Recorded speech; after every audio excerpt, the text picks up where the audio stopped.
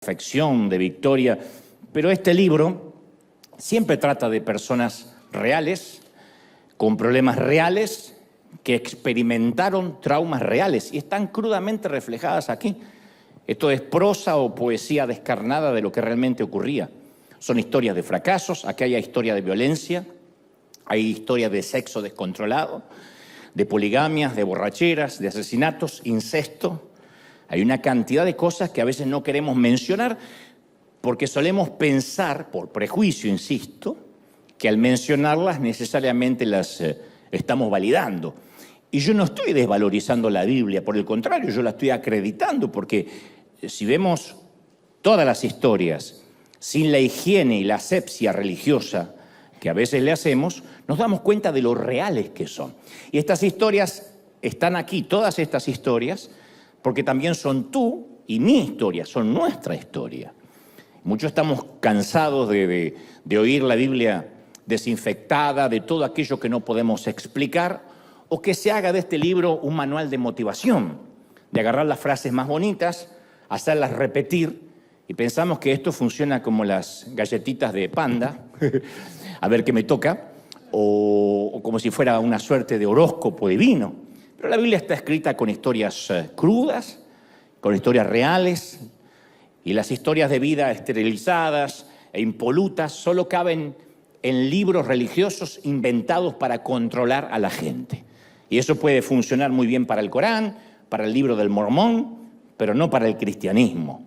Y yo quiero contarte una de esas historias crudas, de las tantas que hay aquí, tal como aparecen las Escrituras, sin agregar ni quitar a la crónica que aparece allí. Aquella mañana pudo haber sido una de las tantas en la rutina habitual del Palacio de Jerusalén. El niño se despierta en su cuna real, porque es el principito, le cambian sus pañales reales, le ofrecen su biberón real con su leche real. La primera vez que este niño de la historia aparece, tiene apenas, se presume, 5 años, hijo del príncipe y nieto del rey. Tiene todos los privilegios que puede tener un principito, que jamás soñaría tener un simple cortesano, pero él es el rey o el futuro rey. Pero esta mañana la crónica dice que algo interrumpe el desayuno real de nuestro futuro rey, una tragedia, un infortunio inesperado, ¿no? De manera repentina, el palacio se transforma en caos, aparentemente llega un mensajero con una mala nueva, con una mala noticia, y después ocurre lo impredecible. Hay gritos en el palacio, hay corridas, estupor, ruidos, que son sonidos poco familiares, que el niño de 5 años no alcanza a comprender qué es lo que está sucediendo. La mala nueva, la mala noticia corre como reguero de pólvora en los pasillos reales, y se trata de que el rey y el príncipe han muerto en batalla, los dos a la vez. En otras palabras, el rey Saúl y su hijo Jonathan han caído en la línea de batalla. El niño no conoce el significado de la noticia, o por lo menos no percibe que su futuro va a cambiar en los próximos minutos. Obviamente desconoce, y está bien porque tiene 5 años, desconoce lo que políticamente sucede o lo que podría suceder en este caso si su abuelo, el rey, y su padre, el príncipe, mueren en el mismo día. Porque esas cosas ni siquiera se comentan hasta que algún día, claro, suceden, como en esta historia.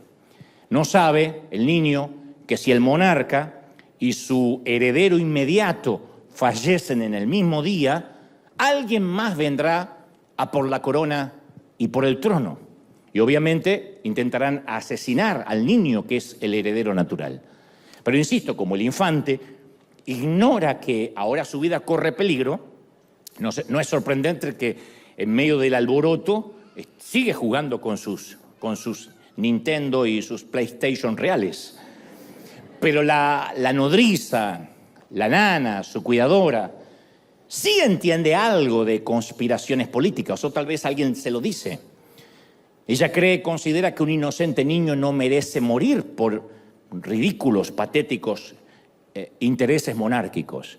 Y ella sabe, la nodriza, la babysitter, que alguien querrá deshacerse del pequeño heredero natural, de modo que lo toma en los brazos, dice la historia, y corre desesperadamente, se adentra en el bosque, sabiendo que ni siquiera hay tiempo de empacar lo básico, lo necesario, hay que correr por la vida del niño. Pero algo mucho peor va a ocurrir esta mañana. En el apuro adrenalínico de escapar por la vida del pequeño, la nodriza se mete dentro del bosque y no se percata de quizá una piedra o una rama saliente que cruza el sendero casi al ras del piso. Y la mujer cae de bruces, tropieza y el principito rueda por el piso. Y se escucha un seco crack que deja estupefacta a la mujer y el niño que no para de llorar desconsoladamente. La caída le fracturó los tobillos al pequeño príncipe. Entonces, en el afán de seguir huyendo, levanta a la criatura y se da cuenta que sus tobillos ahora cuelgan flácidos, endebles, pero no hay tiempo para volver atrás. Ella sabe que lo único que tiene en mente es continuar corriendo para salvar la vida del pequeño. Yo te adelanté que esta no es una historia justa. El mismo día que el niño queda huérfano de padre y de abuelo, es el mismo día que abandona el palacio y se va al destierro, y un tropiezo de quien lo lleva en brazos lo transforma en un tullido, en un lisiado, en un minusválido de por vida. Y todo por un crack durante el camino, por un error involuntario de quien intentaba, en este caso, salvarle la vida. Y con el correr de los años, la historia dice que los otros muchachos de su edad, obviamente fueron creciendo, al igual que él, tuvieron sus novias, se graduaron. Él apenas si puede imaginarlo, porque alguien lo ha dejado caer.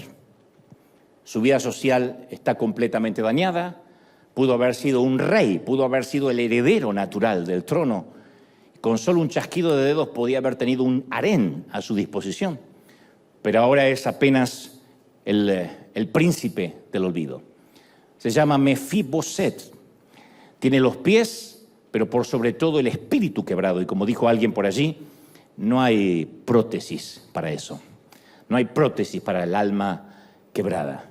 Y este es el primer punto que esta mañana quiero detenerme, porque la mayoría de los que hoy somos adultos vivimos un momento en nuestra niñez en que alguien nos dejó caer. Todos. Esto no es para revolver el trauma de nadie ni para que nos suicidemos en masa, sino que todos tenemos que reconocer que en algún momento alguien nos dejó caer. De hecho, los hombres que se relacionan con una mujer tienen que ser conscientes que están tratando con los resultados e influencias de las experiencias de la niñez, de esa mujer que encierra una niña en su interior. Lo mismo para las mujeres que conviven con un hombre adulto. También deben estar conscientes que están en continuo contacto con el niño que ese hombre alguna vez fue. Que no es lo mismo que casarte con un inmaduro, no estoy diciendo eso. Estoy hablando de que todo hombre esconde a un niño con un montón de traumas, crianzas, sesgos, como decíamos hoy. Entonces no hay que confundirse con el sonido glamoroso de los tacones altos, el maquillaje, los trajes de diseño del caballero. Uno tiene que aprender a oír el sonido de los pies pequeños, los pies formados por la adversidad, por los secretos escondidos. Un cónyuge puede conocer a su pareja, que está a su lado, solo si puede ayudarle a sanar en algún momento las heridas de su niñez. No hace falta ser psicólogo ni terapeuta para esto. Hace falta nada más sentido común. Todos tenemos ese dolor del crack que los cosméticos no pueden ocultar. Es el niñito quebrado quien tiene siempre cautivo a ese adulto que hoy es muy callado. Mi madre y nosotros, sus hijos, siempre nos quejábamos de los prolongados silencios de mi papá. Mi papá era peor que Homero Simpson, pero no hablaba nunca. Entonces las comunicaciones de mi papá eran... A lo sumo, en un esfuerzo sobrehumano, decía, pregúntale a tu madre. Eso era todo lo que decía. Entonces mi madre decía, ¿cómo puede ser que seas tan callado? Pero después la abuela, su mamá, la abuela Ana, la alemana, vino a vivir un tiempo a casa. y nos contó la infancia que mi padre había atravesado, él y sus otros hermanitos. Y ahí comprendimos que ya era un milagro que mi papá respirara. Era un milagro que había podido formar una familia. Y ahí entendimos sus silencios. Mi padre no era, detrás de ese hombre hosco, hostil, iracundo, no era nada menos que un chiquito asustado. Y con los años yo he aprendido que Dios es el único que tiene la habilidad de borrar lo que el sexo, lo que el vino o el dinero no pueden hacer desaparecer. Dios es el único surcidor de muñecas rotas, es quien sana el trauma de ese hombre callado que simula rudeza, que yo sé que muchos deben conocer así, si es que no hay aquí uno de esos, o varios. Dios es el único que puede sanar a la mujer que tiene esa mirada vacía que ni el mejor delineador puede ocultar. Y Jesús dijo que Él venía a sanar a los quebrantados del corazón. Y en griego, el término quebrantado significa hecho añicos, literalmente. Lo que sucede cuando uno empuja, no sé, una jarra de vidrio o un vaso desde una mesa y cae sobre el piso de la cocina o el comedor. La jarra o el vaso se rompen en tantas esquirlas pequeñas que ya es imposible recuperarse, conviene obviamente tirarlo. La segunda palabra en griego es cardia. Cuando él dijo, vengo a sanar a los quebrantados del corazón, usó la palabra cardia, que significa corazón, de donde proviene nuestra palabra cardíaco. Jesús estaba diciendo que Él puede hacer por nuestros corazones lo que sería imposible para cualquier otra persona.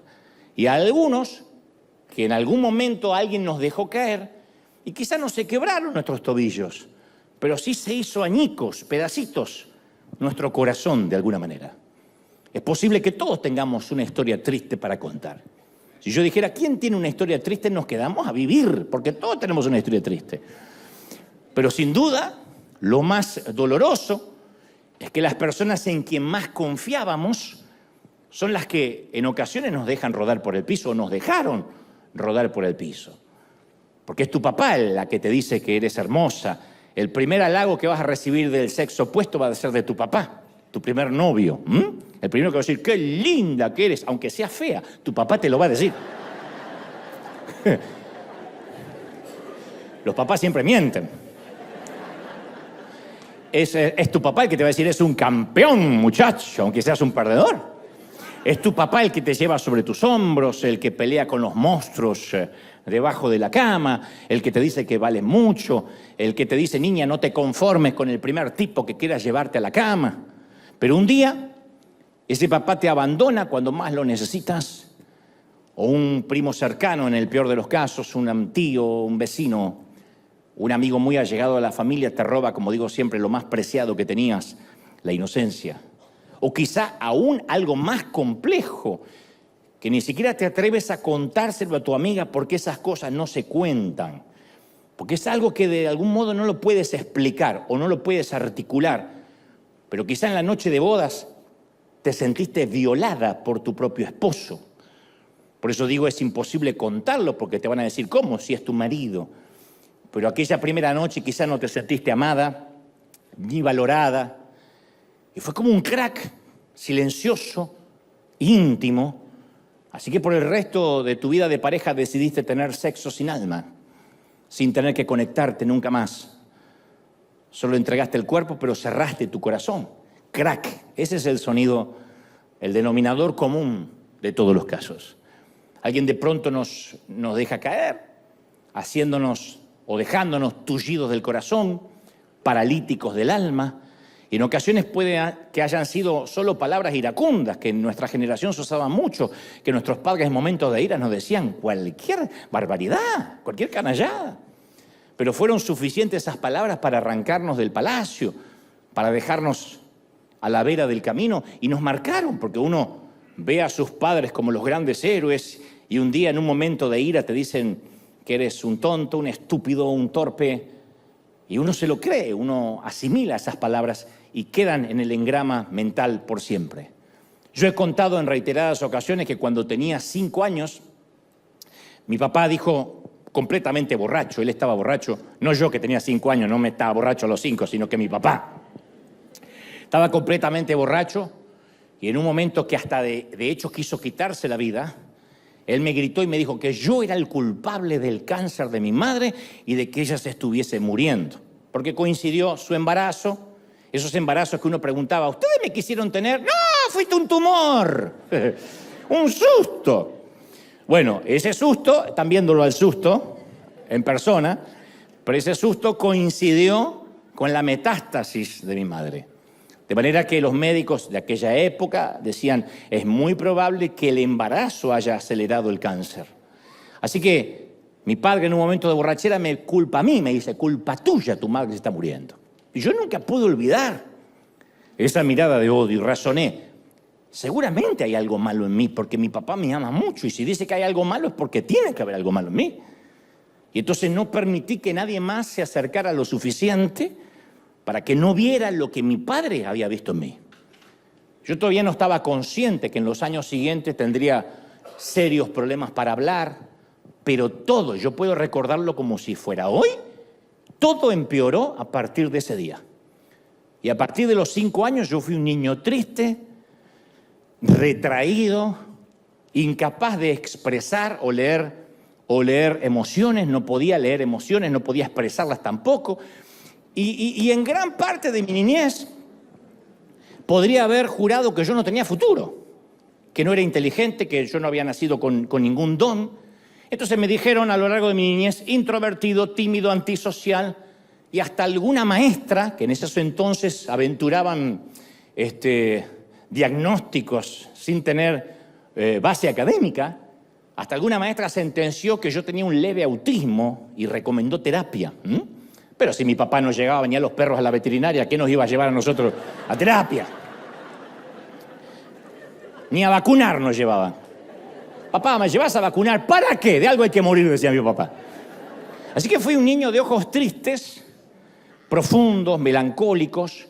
Yo no he logrado encontrar una sola foto mía de pequeño riendo, siquiera sonriendo. Y la maestra decía, es que es introvertido o es depresivo, que se decía en aquel entonces. Es un niño triste, ya está. Les nació un niño triste. Y mis próximos años no fueron mejores que ese día. Y la siguiente historia, aunque vista en perspectiva parece nimia o trivial, yo la he contado en varias ocasiones, la he escrito en algunos libros porque yo siento que siguió marcando mi vida. Lo he relatado porque siento que es parte de lo que uno le toca vivir. Por alguna razón, mis papás no me enviaron al kinder, al jardín de infantes, que se dice en mi país. Yo supongo que habrá sido por la enfermedad de mi madre. Así que mi debut en el colegio fue a los 5 años, directamente sin escalas, en primer grado de la escuela primaria. Cuando los niños tienen que pasar por el jardín, por el kinder, para acostumbrarse a pedir para ir al baño, etcétera, especialmente para la convivencia. Y un mediodía de marzo de 1973, mi mamá se estaba muriendo de cáncer. En casa mi papá siempre estaba ausente o borracho, que es lo mismo. Y mi hermano Diego, de solo 11 años, me está llevando al colegio en mi primer y fatídico día. 4 horas en un aula, que era lo que se estilaba, con una veintena de chicos desconocidos. O sea, yo no tuve ese acostumbramiento de entrar a un colegio de primero 1 hora, después 2 horas, 4 de golpe. Y a mí no se me ocurre que yo puedo pedir permiso para ir al baño porque nadie me lo enseñó jamás. Así que me muero de vergüenza y me orino en la sillita en la que estoy. Entonces mis pantalones chorrean, mis zapatos marrones acordonados, mojados, están empapados y mi cara tapada por los bracitos. Y me quedo ahí sentado lo que más puedo aguantar. Por fortuna la maestra no se dio cuenta del incidente o quizá no lo vio. Ya está muerta, así que no le puedo preguntar. Pero dijo en voz alta, vamos nene, hay que salir al patio para regresar a la casa. Y ya son las 5 de la tarde y salgo afuera en medio de risitas burlonas. Mi hermano de 11 me espera con sus muchachotes de 11 a la salida. Y lo que viene luego es lo que más recuerdo. Porque vivimos a 4 cuadras del colegio y mi hermano, avergonzado por mis pantalones empapados, me hace caminar unos pasos delante de él y sus amigotes. Y detrás de mí yo escucho las risas de los niños que suelen ser crueles, que me observan y hacen todo tipo de chistes. Entonces, camino mirando el suelo, no quiero darme vuelta, estoy llorando en silencio y ya no quiero estar nunca más con gente, ya no quiero estar en público. Le dije a mi mamá, ya fui a la escuela, no quiero ir más. Ella me dijo, no, hay que seguir toda la vida. Y decidí nunca hablar delante del público, nunca hablar delante de nadie más. Eso siguió marcándome. Mi madre siguió peleando contra el cáncer unos 2 años más y yo permanecí muy callado gran parte de mi niñez. Me dediqué a dibujar, a leer libros con voracidad. Yo sé que mis padres no tenían explícitamente, directamente la culpa, pero de algún modo yo sentí que mis padres, mi mamá con su cáncer, mi papá con su alcohol y mi hermano con sus burlas, me dejaron caer. Gracias a Dios, Dios se las arregló para reciclar todo lo que estaba fallado en mí y de alguna manera se las ingenió para que todo eso pudiera capitalizarlo y ser el hombre que soy.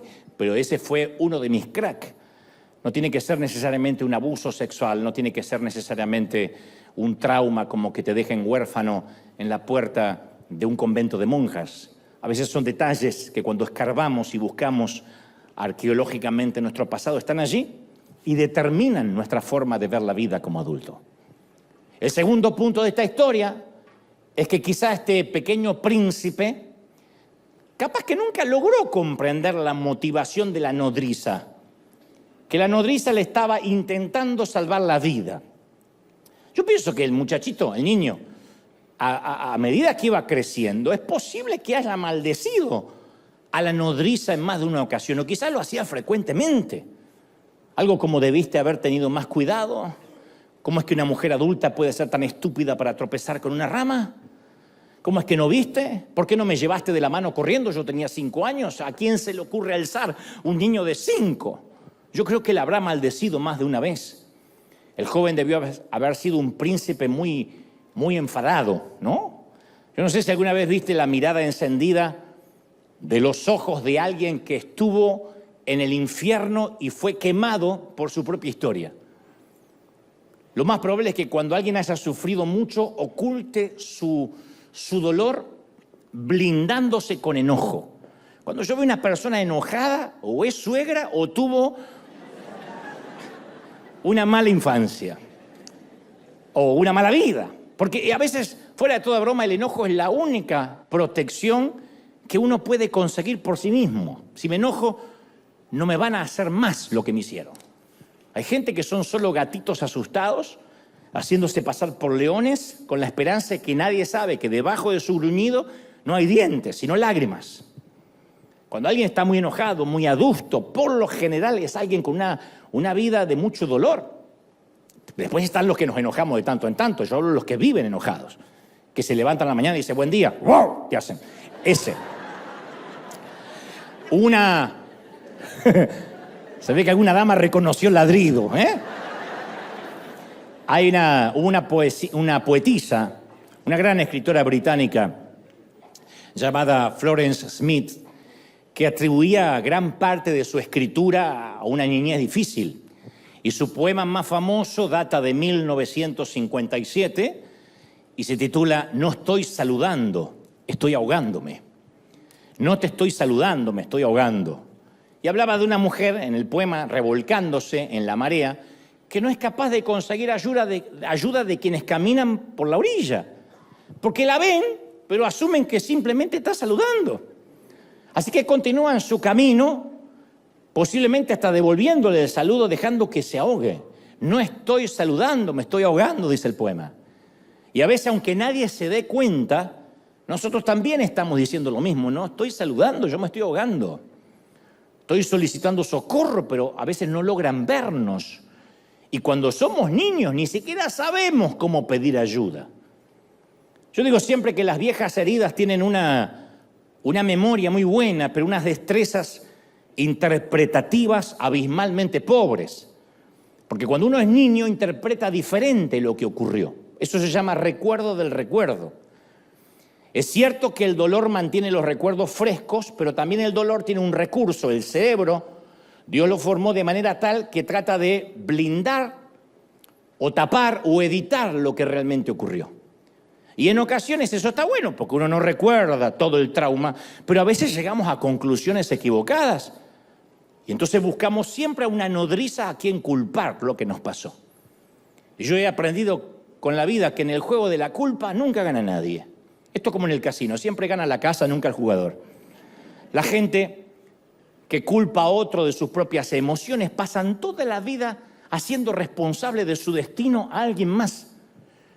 Y dice, no, a mí me fue mal en la vida porque mis padres me criaron mal, porque yo nací en la pobreza. Otro dice, no, yo vivo endeudado, pero es por culpa de este gobierno, ¿eh? En el gobierno anterior también estabas endeudado. Sí, pero un poco menos. Otro dice, no, yo no me acerco a la iglesia porque no me acerco a Dios porque parece que un pastor, un cura, un rabino me traicionó. Entonces ahí me curé de espanto y me vacuné. A propósito, hay un libro que leí hace poco que se llama Anatomía de la Estupidez, que te lo recomiendo, Anatomía de la Estupidez. No se lo regales a un amigo porque va a pensar que no es indirecta. Pero me gustó la frase que dice, la estupidez no es un defecto intelectual, ni es un defecto congénito. Por eso cuando uno le dice, pero no seas estúpido, no es un insulto, porque no es un defecto congénito que, y bueno, mi papá era estúpido, mi abuelo era estúpido y yo heredé. No, es una condición aprendida. Uno tiene que aprender, hace un curso de estupidez.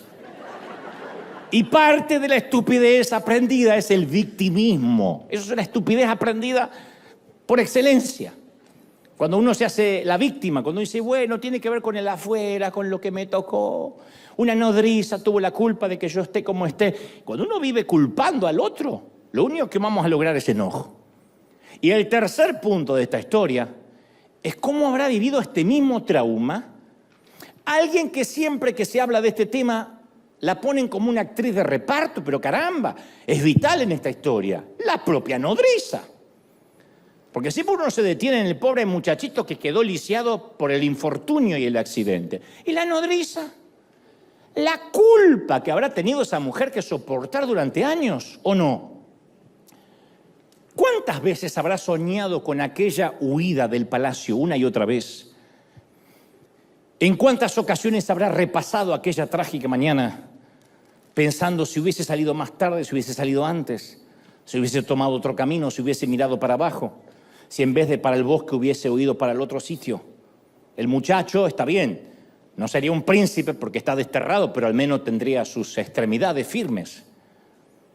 ¿Cuántas ocasiones habrá dicho, ¿por qué dejé caer al niño? Y encima sumado a que el muchacho la culpa todo el tiempo. Yo escucho a mucha gente que lucha con una imagen distorsionada por algún suceso del pasado y quedan ensimismados en eso que ocurrió. Hay mujeres que me han dicho en alguna ocasión, mi madre me decía que, en alguna consejería, ¿no? Mi madre me decía que yo era tóxica y yo creo que tiene razón. Yo daño todo lo que toco, contamino todas mis relaciones. Otro dice, no, mi esposo era un abusador, pero mi segundo esposo también lo fue, así que de alguna forma yo creo que atraigo ese tipo de hombres y me lo merezco. Otra dice, no puedo tener hijos, supongo que es un castigo por algo que hice en el pasado. El tema siempre es el mismo, ¿qué hay de malo en mí? Y al revés del que se victimiza, que es parte de la anatomía de la estupidez, hay otros que sufren el complejo de ser culposo. Si fuera uno de esos oradores modernos, diría al que está a tu lado, no seas culposo, pero no te voy a hacer pasar momentos así. Pero yo sé que hay muchos culposos que se sienten culpa por todo. Y cuando eso sucede, ¿qué hacemos? Buscamos relacionarnos y acercarnos a gente que nos sigue haciendo sentir más culposos. Es como que nos atrae. Y eso tiene que ver con una cuestión natural. Si creciste en una casa que todo era una locura, ¿vieron que hay casas que todo es una locura? Todos a los gritos. ¡Pásame la sal! Todo es así. Entonces, la locura para ti es tu normalidad. Si el griterío y los berrinches llenaron tu mente cuando eras chico, el griterío es tu pista de audio en tu vida adulta. Todo lo tienes que hacer gritando. Hay gente que hasta adora a Dios gritando, ¡Señor! Porque cree que Dios tiene un problema de sordera como el marido. Entonces grita. El grito es la banda sonora. Si tu familia fue fría y poco expresiva, sueles arrastrar ese tipo de trato hacia tu pareja. Porque dices, bueno, mi papá era frío. Mi papá no te decía ni buen día. Oye, ¿pero por qué tenés que repetir el patrón? Y porque así era mi papá. Y el abuelo, peor. Si tu pureza sexual fue violada o alterada cuando eras niño o niña, entonces el sexo puede que sea la primera cosa que ofreces en una relación, porque eso es lo que se esperó de ti. O porque crees que en ofrecerlo eso reside tu valor, en eso se valida tu personalidad. Ahora, debería suceder lo contrario, pero cuando no hemos resuelto algunos temas, nuestra vida siempre gravita hacia lo malo conocido. Y como anhelamos siempre cerrar ciclos, Dios nos creó para cerrar temporadas. Sin querer somos atraídos hacia eso mismo que nunca logramos resolver para ver si cerramos ese ciclo. Yo conozco mujeres que se criaron con un papá violento y cuando se casaron eligieron un hombre que se parece a ese padre. Y le dan ganas de decirle, ¿de verdad? Porque al no resolverlo, eligieron lo que ya conocen. Hay gente que elige lo que les parece que es la normalidad en una relación. Hay mujeres que les gusta estar no sujeta, sino que sujeta le queda así cuando levanta la voz. Y uno dice, ¿por qué? Porque la normalidad. Porque no conocen una relación sana. Y no saben que están en un bucle del cual no pueden salir. Y yo me pregunto si la nodriza habrá repetido ese patrón de culpa. Yo creo que sí. Y habrá concluido que así como le arruinó la vida al pequeño príncipe, habrá dicho, lo único que me encargaron es que cuidara al nieto del rey. Y ni eso pude hacer. Así que estoy seguro que a quien me le acerco le voy a arruinar la vida. Posiblemente esa mujer, creo, nunca se casó, nunca quiso tener una relación seria porque ella pensaba, a quien yo me acerco, le arruino la vida. Si se le arruiné a un chiquito de 5, ¿qué puedo esperar en mi vida adulta? Y el cuarto punto de la historia es que debemos ser conscientes esta mañana que no solo quizá nos dejaron caer a la mayoría, sino que también nosotros podemos ser personas que dejamos caer a alguien. Por ejemplo, yo sé que el divorcio es el fin de un sueño en común. Y cuando algo se destroza, los vidrios caen en todas partes. Pero eso no necesariamente significa que si tus sueños no se realizaron, no puedan concretarse los de tus hijos. Y entonces, mientras que estás en el proceso de recoger todos los vidrios que cayeron al piso, hay que tener cuidado de no involucrar a los hijos. Yo sé que parece algo infantil y la mayoría dice, sí, claro, no los voy a involucrar. Pero la palabra pervertir, según la RAE, según el diccionario de la Real Academia Española, significa desviarse del uso natural. La perversión no es solo sexual.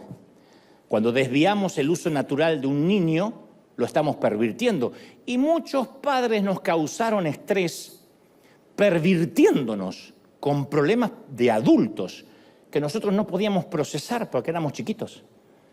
Muchos padres separados o divorciados toman de rehenes a sus hijos o los quieren hacer cómplices para ponerlos de un lado de la grieta. Y necesitas comprender que son dos agendas diferentes. Una es la pareja y otra es la familia. Y quizás se dañó la agenda de la pareja, la relación de pareja, pero no tiene que dañarse la relación con la familia. Yo sé que es difícil, porque aunque tu cónyuge te haya fallado como pareja, es difícil, pero tienes que honrarlo como papá y mamá de tus hijos. Porque cuando lo envenenas con respecto a papá o a mamá, por mucho que estés enojado, no lo estoy minimizando, o enojada.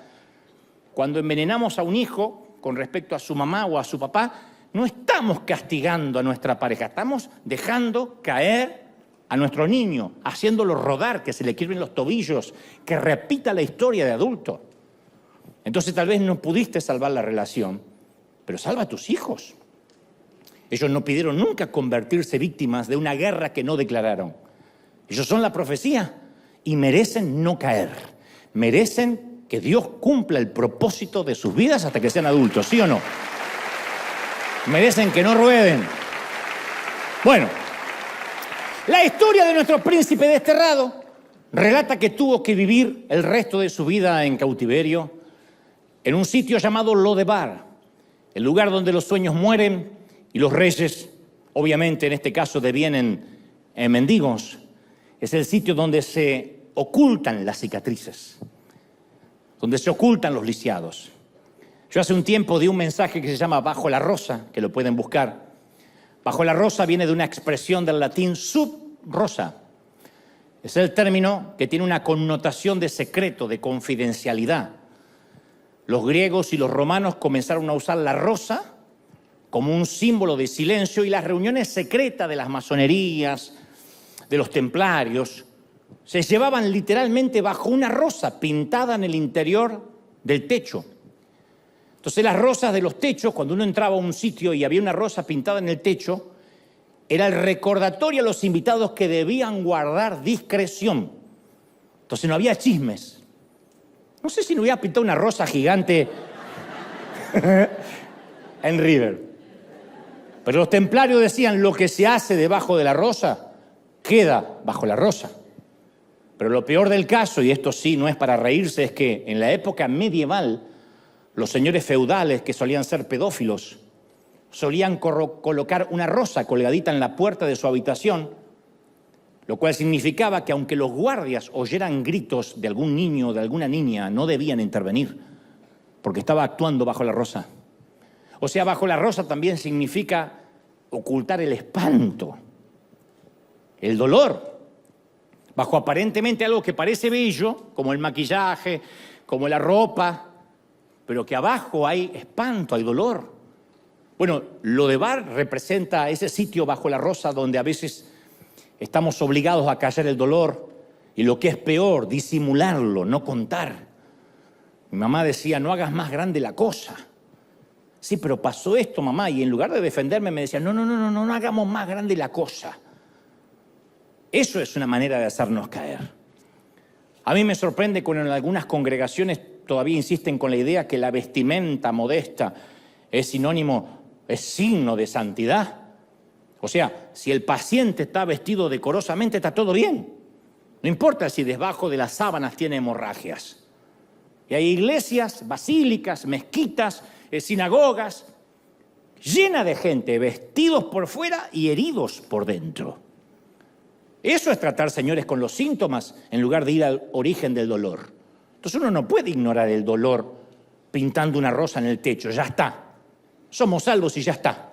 Confiese que hay victoria. No es solamente confesar. De hecho, las cicatrices tienen una belleza especial. Cuando se sanan, uno no las oculta. Las cicatrices muestran nuestra historia de vida, ¿sí o no? Quien no tiene una cicatriz es porque nunca peleó ninguna batalla. Yo suelo desconfiar de la gente que no lleva marcas. Y de los que se ponen botox y andan así. Peor todavía, porque ni arrugas tiene, ni vivió. Es una tortuga ninja. Las heridas de la vida son una placa de honor, ¿sí o no? Las heridas muestran que no nos retiramos, gente, que no nos rendimos, que nos dieron una buena paliza, pero no nos fuimos, no nos bajamos del ring, ¿sí o no? Yo a mis 15 años tuve un accidente en la carpintería. 15 años fui a trabajar en la carpintería de papá y me corté 2 dedos de mi mano derecha, y durante mucho tiempo yo escondí esta mano para que no se me vieran las cicatrices, especialmente si estaba dando una entrevista, lo que sea. Yo siempre trataba de esconder la mano. Pero con el tiempo me di cuenta que esas marcas hacen que mi mano sea única. Tiene una historia que la tuya no tiene. Y fundamentalmente tiene cierta belleza que la hace especial. Como dijo alguien, las heridas sanan, pero nunca te avergüences de la cicatriz. Recuerda que Jesús las eligió llevar y no se avergüenza de tenerlas en sus manos porque le recuerdan tu vida, mi vida, ¿o no? Pero como suele suceder en estas historias, de pronto, ¡fum!, tiene un giro inesperado. La historia de nuestro principito olvidado. Pasan algunos años, presumimos que quizá 20, 25 años más, y el rey David, que es el nuevo rey, que ahora estaba ocupando el trono de Saúl, el abuelo del príncipe olvidado, esta mañana se levanta un tanto preocupado. Es probable que anoche haya tenido un sueño recurrente o quizás solo se trate de una corazonada. Así que David llama a sus asistentes y se le ocurre preguntar si acaso pudo haber quedado con vida algún descendiente del antiguo rey. Él dice algo como, ¿sabes? No puedo dormir, me levanté pensando en mi amigo Jonathan, el príncipe Jonathan. Yo nunca supe si él acaso tuvo un hijo, si ese hijo existe en alguna parte, quizá le sobreviva algún principito, a alguien que tenga que ver con ese linaje. Se lo debo a mi amigo, aunque está difunto, se lo debo. Y en ese entonces había un tal Siba, un sirviente, un asistente que de alguna forma era el puente entre dos gobiernos, porque había servido al rey Saúl, al extinto rey Saúl, y ahora servía al rey David. Le dice, sí, David, ha quedado un hijo. Es un hijo de Jonathan, pero sabes, vive en el exilio, oculto en algún lugar llamado Lodebar. Allí suelen ir los mendigos, la gente en situación de calle. David no puede creer lo que está oyendo, no da crédito. Entonces da la orden de inmediato a sus hombres y dice, ¿pero qué están esperando? Mándenlo a llamar. Díganle que quiero que venga al palacio ya. Es el hijo de mi amigo, es un príncipe, aunque no sea el heredero natural de la corona. Pero Siba se acerca y le hace una aclaración, le dice, es que hay un pequeño problema, su majestad. El hombre es lisiado. Por mucho que lo llamemos, no va a venir por sí mismo. Podemos hacer un comunicado oficial por cadena nacional y él no puede venir. Y yo creo que hoy, ahora mismo en esta mañana, hay mucha gente así, o tarde o noche, conforme el uso horario donde me estén viendo, en esa condición. Hay gente que sabe que tiene una segunda oportunidad y ha escuchado el edicto del rey, pero están demasiado quebrados para regresar. Yo he tratado con mucha gente así en los últimos años. Gente que dice, yo quiero hacer las cosas bien, pero sabe, no puedo. La vida les pegó demasiado duro y ya no pueden caminar, no pueden por sí mismos acercarse a Dios. Saben lo que tienen que hacer, saben que lo que están haciendo no es correcto, pero no pueden levantarse.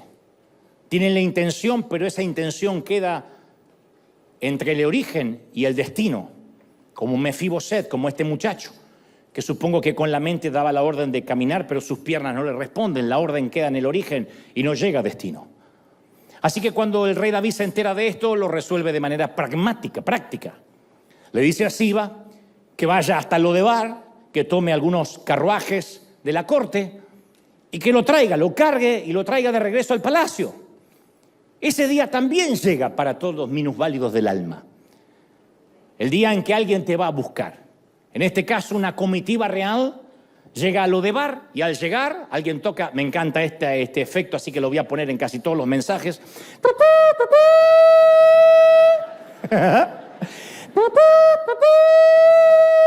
Todo Lodebar se conmueve. No es la misma trompeta de Don Cohen, es otra. Pero no tenemos presupuesto para diversos efectos. Y el vocero del rey desenrolla un pergamino ante el lisiado y dice, el edicto real proclama que regreses a tu condición de príncipe. El rey ha dispuesto que te sientes a su mesa junto con el resto de sus príncipes, sus hijos, a partir del día de la fecha, sea edicto y sea ley. Y el que fue llevado algún día siendo niño en brazos del palacio al silencio, hoy también regresa en brazos, siendo adulto, del silencio al palacio.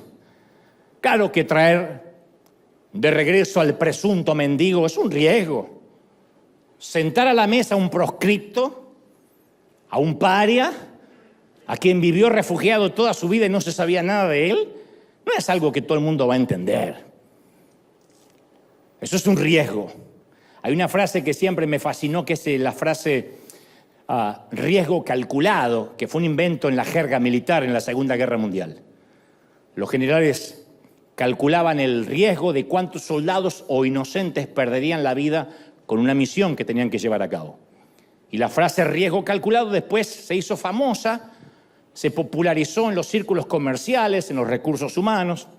Antes de contratar a alguien, se calcula el riesgo si el valor potencial a obtener supera el costo para alcanzarlo, y si supera el costo, damos el salto, gestionamos el riesgo. Tu esposa dice, mamá quiere venir a casa, tienes que ver el riesgo. ¿Soporto a la suegra o tengo problemas con mi mujer? Soporto la suegra, riesgo calculado. Todo está bien, pero ¿qué sucede cuando el cristianismo se convierte en una cuestión de gestión de riesgos? ¿Qué pasa si nuestras iglesias están constantemente calculando los riesgos del qué dirán? ¿Qué sucede cuando los seguidores de Cristo nos volvemos reacios al riesgo y no queremos correr riesgos y nos quedamos en la zona cómoda? ¿Qué ocurre cuando los cristianos miramos desde la orilla a gente que no está saludando, sino que se está ahogando y nosotros la saludamos? No, es que no me quiero mojar. Es que cuando uno lleva demasiado tiempo sentado a la mesa del rey, es muy probable que la memoria se nos haga frágil. Y uno se siente ya hasta con derecho de estar en la mesa real y nos olvidamos que algún día también fuimos quebrados. Pero los demás tullidos no son mundanos, inconversos, perdidos, son almas necesitadas del amor de Dios. Y a veces nos olvidamos que nosotros también necesitamos misericordia. No podemos dar lo que no necesitamos.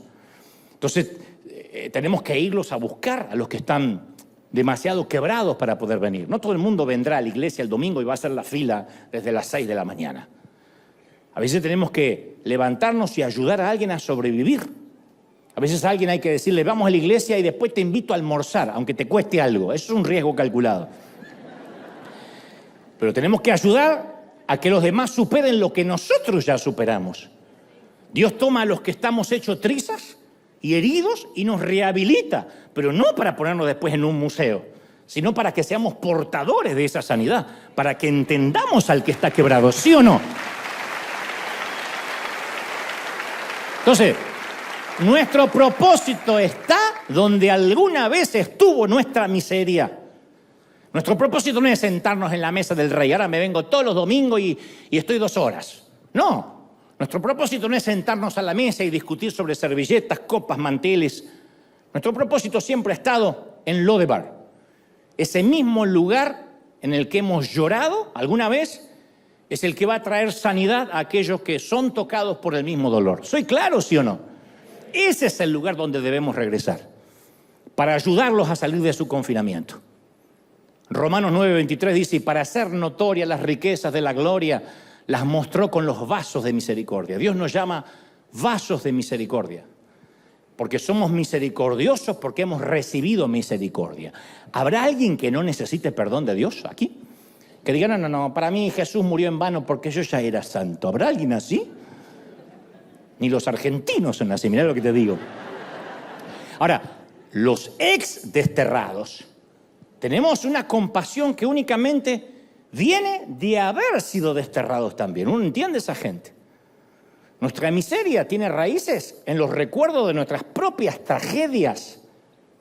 Si alguna vez superamos una tormenta, tenemos una actitud muy diferente a aquellos que nunca la atravesaron. Una mujer que sobrevivió al cáncer va a entender a otra mujer que padece lo mismo.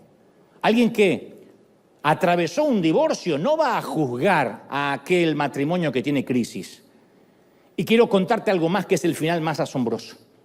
La Biblia narra que Mefiboset llega en brazos de Siba al palacio, se pone las muletas como puede y luego se postra ante el rey.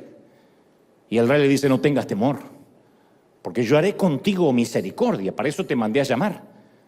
Porque yo amaba a Jonathan, tu padre, y de alguna forma amaba a tu abuelo. Así que te voy a devolver todas las tierras de tu abuelo y de tu padre. Y otra cosa más, tú comerás siempre a mi mesa. No te voy a poner una mesa ahí de servidumbre, tú vas a comer con mis príncipes, con mis hijos. Y luego llama a Siba, el que lo había ido a buscar, y le dice, todo lo que fue de Saúl y todo lo que fue de su padre Jonathan, dáselo a él, todas las tierras. No sé quién viva ahí, echa quien tengas que echar, pero devolverle las tierras. Estaba lleno de hispanos esa tierra que se habían metido. Argentino, salvadoreño, mexicano. Le dice, ¿qué pasó? Pero los tuvieron que sacar. Y le dice, tú le vas a labrar las tierras, le dice a Siba, vas a almacenar en los graneros para que a él nunca le falte el pan, pero él siempre, a la hora del almuerzo y de la cena, él come acá con mis hijos. David le restituyó todo lo que había perdido, se lo dio todo. Los años que no pudo tener, se los restituyó. Dígame si ese no es Dios, ese es nuestro rey. Pero esto es lo que más me asombra. Mefiboset terminó sus días siendo lisiado. Eso nunca fue sometido a una operación. Nunca se habla de una sanidad milagrosa. Él siguió dependiendo de las muletas para trasladarse de un sitio a otro. Así siguió su edad adulta hasta la vejez. Entonces, cuando uno imagina esta historia, puede cometer el error de pensar que era un mendigo sentado a la mesa del rey. Como quien sienta a un indigente en la mesa de Navidad. Hay de los que dicen, ¿sabe? Era una Navidad y pasó un indigente pidiendo pan. Le dijimos, siéntese aquí. Y el pobre apenas se lavó las manos y se sentó. Podemos llegar a pensar de que es un mendigo sentado a la mesa del rey. Un lisiado. Pero se nos escapa un detalle. La esencia de Mefiboset, aunque vivió gran parte de su vida adulta en una cueva, era de príncipe. Él nunca dejó de ser el hijo del príncipe y el nieto del rey. Y yo quiero que te grabes esto. No importa cuánto tiempo te hayas mantenido alejado de Dios, tu condición real nunca ha cambiado. Nunca. Never. Jamás. Ahora, puede que huelas mal y apestes un poco, pero tienes alma de príncipe. Tienes sangre de rey, ¿sí o no? Que esta no es una excusa para no bañarse. Pasa que tengo sangre de rey. No, hay que bañarse. Así que no te imagines una mesa donde se sienta el rey, sus hijos príncipes y un mendigo, un intruso que está ahí metido. No. De hecho, dicen que un fotógrafo de la revista de aquel entonces, Caras de Jerusalén, estuvo allí y retrató la imagen del primer almuerzo en el cual Mefiboset se sentó a la mesa del rey. Y obviamente nosotros somos River Arena y tenemos contactos. Llamé a Bukele. No sé qué tiene que ver Bukele con Jerusalén, pero es el único presidente al que tengo acceso por ahora. Y tuvimos acceso a esa casi secreta fotografía familiar que está aquí. Así que voy a describirte los comensales, los hijos de David, uno a uno comenzando desde tu derecha a tu izquierda. ¿Me sigues? De tu derecha a tu izquierda. Todos recuerdan cuál es su mano derecha, ¿correcto? El de la punta de la derecha, quien luce un turbante naranja, es el primogénito, Amnón. El segundo a su lado, de una espesa barba negra, se llama Daniel, otro de los hijos de David. El tercero, que está con la cabeza inclinada, medio mimoso, es Salomón. Es quien finalmente heredará el trono. El cuarto, siempre de derecha a izquierda, con el turbante rojo, es Adonías, otro de los hijos de David. Y llegamos a quien luce la corona, el rey David. El siguiente a la izquierda inmediata del rey es Absalom. El que le sigue al rey es Absalom. Es que el que tiene el cabello más largo, nada más que se lo tiene que recoger para el almuerzo. Luego a su lado la bellísima Tamar, por supuesto. Casi detrás de ella aparece Cefatías. Los dos de la punta izquierda, los últimos dos, son Simá, los últimos dos de la punta izquierda, de turbante turquesa y el otro de no sé qué color, son Simá e Isama. Y el tercero, contando desde tu izquierda, quien luce una vincha y parece el más galán y argentino de todos. Acércame, director, el tercero de la izquierda, empezando de izquierda a derecha. Ese es Mefiboset. Mefiboset es el que no tiene turbante. Es el que se parece Pasión de Gavilanes a las 7:06 centro. Dicen que fue el primer argentino de la historia.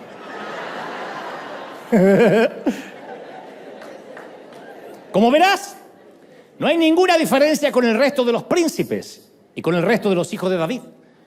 Y el detalle que hace a todos iguales pasa casi de manera imperceptible y desapercibido en el retrato familiar. Pero estoy seguro que este detalle nadie lo vio, es el más importante de la foto. Me atrevo a decir que este detalle que te voy a mencionar ahora es el protagonista principal. Observa con detenimiento. ¿Qué es lo que los unifica a todos? ¿Qué los hace iguales? Acertaste. No los turbantes, si me fijo, usted no lo tiene. El mantel. El mantel tapa las piernas de quien está lisiado. El mantel oculta la condición de quien no puede caminar. Ese día en la revista Caras de Jerusalén nadie dijo, ¡oh, hay un lisiado en la mesa! El mantel es la gracia de Dios que tapa nuestras heridas y nos hace lucir como príncipes. Es maravilloso, gente, ¿sí o no? Alguien tiene que celebrar más que eso. Ahora, ser un hijo o ser una hija de Dios no tiene que ver con ser digno. Nadie es digno. De allí la frase, yo soy muy malvado como para ir a una iglesia. Y acá no estamos los que somos más buenos que el resto. Ser un príncipe, princesa y heredero al trono no tiene que ver con cuánto tiempo hayamos vivido en el palacio. Efesios 2:8 dice, porque por gracia sois salvos por medio de la fe. Y esto no es de ustedes, es don de Dios, para que nadie se gloríe por obras y diga, bueno, es que yo soy salvo porque he hecho muchas cosas lindas para Dios o ha dado grandes donativos. Te confieso que las cicatrices de mi mano derecha no son las únicas que tengo.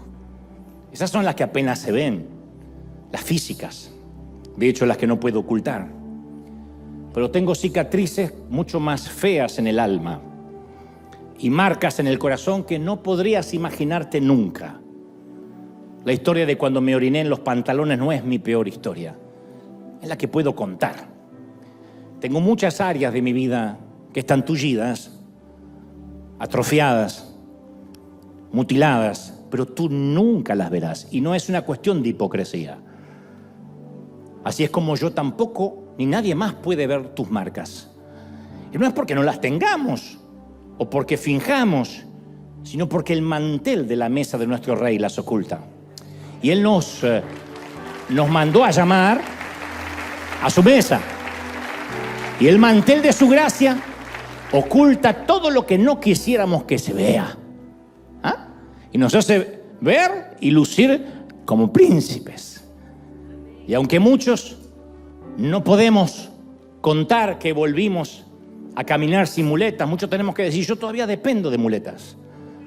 De la infancia que tuve, de los traumas que me acompañan. Muchos no podemos decir, desaparecieron mis cicatrices. No, las tenemos. Pero sí todos podemos celebrar que el mantel del reino a todos nos queda bien. Por lo menos yo lo veo a todas como princesas,